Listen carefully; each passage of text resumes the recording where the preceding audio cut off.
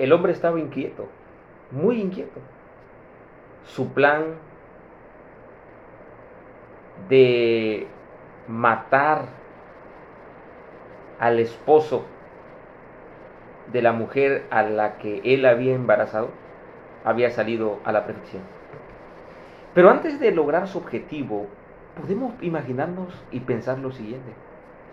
La ansiedad, la ansiedad que tenía este hombre por saber si se iba a lograr su objetivo de la muerte para el esposo de Betsabé.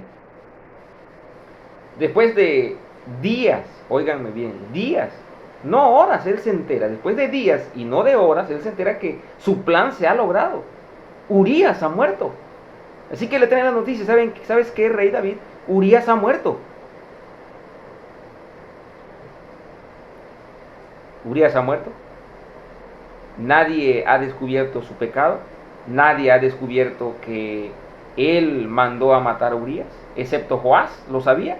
No sabía el por qué, pero sí había cumplido al pie de la letra la orden del rey David. Cuando el rey David está pensando en todo esto que ha ocurrido, cuando él se siente libre porque nadie ha descubierto su pecado, aparece un hombre en escena.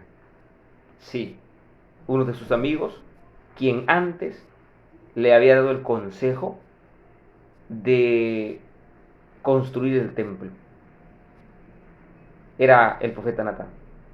El profeta Natán aparece, pero el profeta Natán aparece para llamarle la atención al rey David.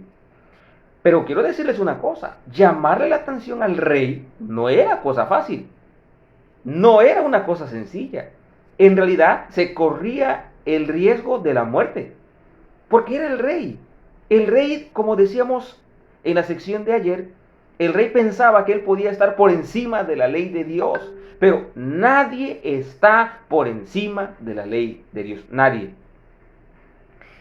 Nadie está por encima de la ley de Dios, nadie, mis queridos hermanos. Así que Natán, de manera sabia y prudente, decide contarle una historia. Y en esa historia el rey David reacciona.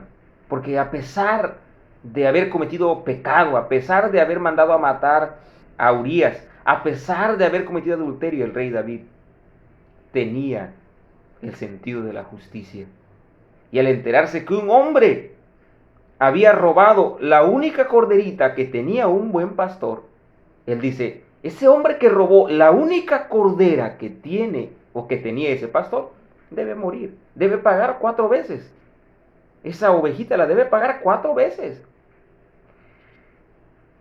Y Natán le dice, tú eres ese hombre. Ahora, la frase tú eres ese hombre se puede decir de muchas maneras. La frase tú eres ese hombre se puede decir con coraje, se puede decir con resentimientos o se puede decir con un gran sentido de tristeza, de pesar. Cuando David dice debe pagar 4 tantos, 4 veces ese pecado, ese robo, Natán con tristeza en el corazón le dice, tú eres ese hombre, tú eres ese hombre. Cuando David se entera que él era ese hombre, o sea, su pecado ha sido descubierto, su pecado ha sido descubierto, él pensaba que todo estaba bien, él pensaba que no iba a ser descubierto, y sin embargo, nadie está por encima de la ley de Dios. El versículo 13 de 2 de Samuel 12 presenta la reacción, la frase que dijo David. Y la frase que dijo David fue, pequé contra Jehová. Pequé contra Jehová. ¿Por qué, ¿Por qué David no dijo, pequé contra Betsabé, pequé contra Urías? ¿Por qué? ¿Cuál fue la razón? Familia querida, Porque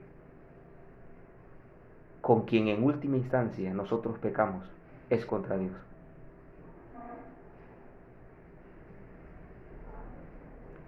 Con quien nosotros en última instancia pecamos es contra Dios.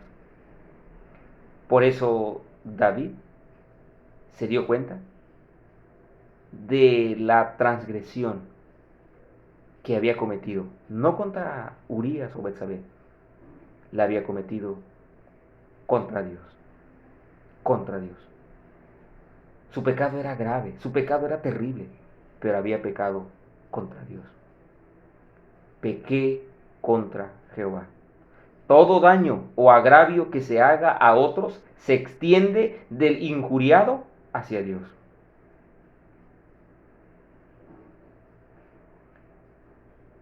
Todo, todo daño o agravio que se haga a otros se extiende del injuriado hacia Dios.